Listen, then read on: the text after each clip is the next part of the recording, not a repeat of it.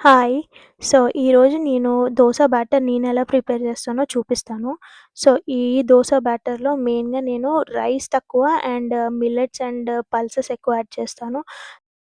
డిస్క్రిప్షన్‌లో నేను ఏమేమి యాడ్ చేశాను, ఎంత క్వాంటిటీ అనేది మెన్షన్ చేశాను చూడొచ్చు. సో, అవన్నీ వాష్ చేసుకొని పక్కకు పెట్టుకొని ఒక 4 అవర్స్ సోక్ అయిన తర్వాత జస్ట్ ఆహ్, గ్రైండ్ చేసే ముందు హాఫ్ కప్ పోహాని ఒక బౌల్‌లో సోక్ చేసుకొని తీసుకొని, ఆ 3 కలిపి బ్యాటర్‌లా ప్రిపేర్ చేసుకోవాలి. ఓవర్‌నైట్ మొత్తం ఫెర్మెంట్ చేసిన తర్వాత మనకి ఫెర్మెంటేషన్ గూడా బాగా అవుతది. You can see the fermentation.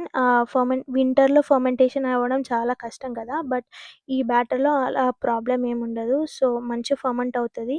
Just ఓవెన్‌లో కింద లైట్ పెట్టేసి ఓవర్ నైట్ మొత్తం పెడితే ఫర్మెంటేషన్ బాగా అవుతది. సో, నేను కన్సిస్టెన్సీ కూడా దోసది ఇంత బాగా వస్తది. రెగ్యులర్ దోస ఎలా ఉంటదో అలానే ఉంటది. సేమ్ టేస్ట్ ఉంటది. So, I like more this way. ఇది హెల్తీయర్ వెర్షన్ కూడా. So, I prefer more this way then the regular one. Regular one కూడా చేసుకుంటాం గానీ చాలా తక్కువ. ఇది బావుంటది. టేస్ట్ కూడా చాలా బావుంటది. Try it and let me know. Thank you. Bye by.